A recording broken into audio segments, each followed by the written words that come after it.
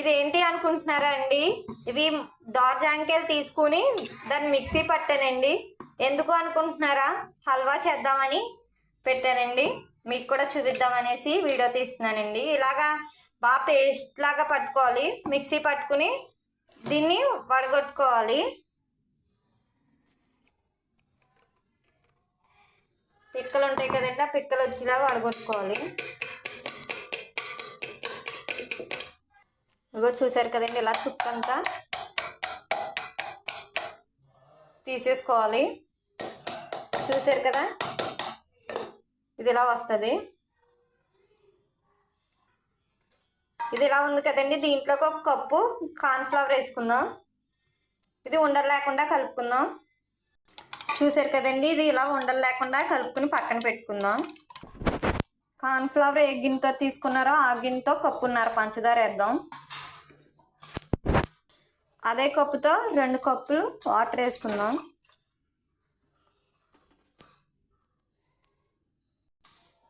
ఇలా పంచదారని కరగనిద్దాం.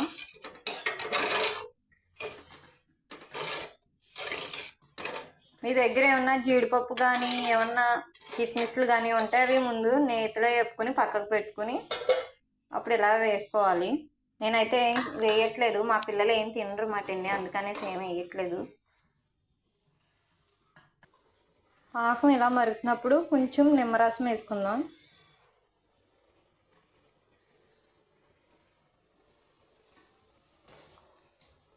ఇలా మరుగుతున్నప్పుడే మీ దగ్గర గ్రీన్ కలర్ ఫుడ్ కలర్ ఉంటే వేసుకోవచ్చండి. నా దగ్గర అయితే రెడ్ ఉంది కాబట్టి అది వేస్తున్నాను.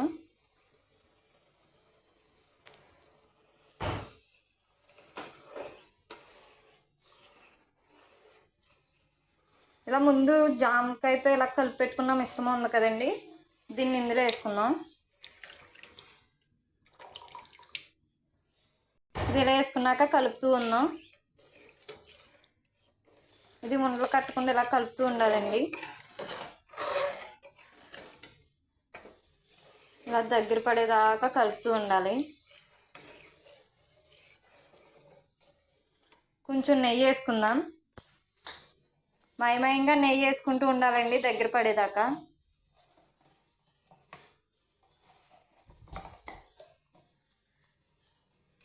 ఇలా నెయ్యి వేసుకుంటూ ఉన్నాం.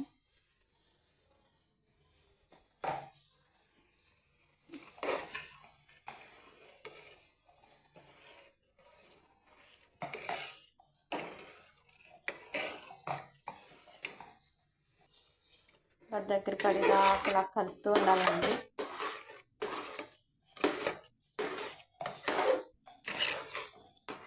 నెయ్యి వేసుకుంటూ ఉండాలి.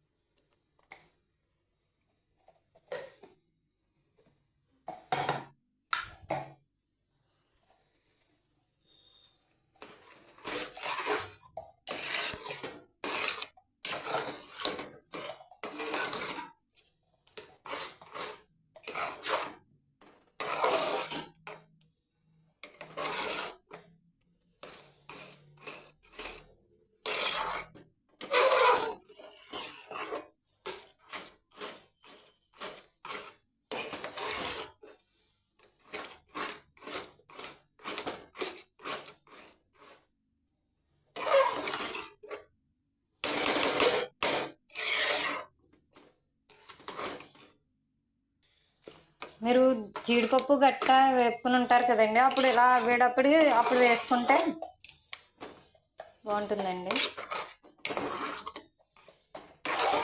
చూసారు కదా ఎలా దగ్గర పడుతుందో అంతా.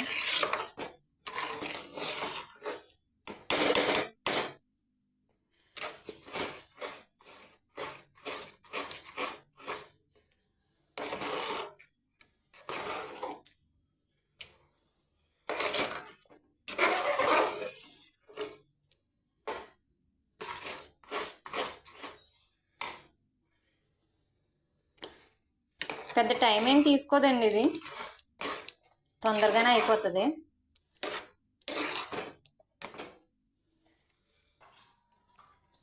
ఇలా ఒక ప్లేట్ తీసుకుని దానికి ఇలా చుట్టూరు నెయ్యి రాయాలి.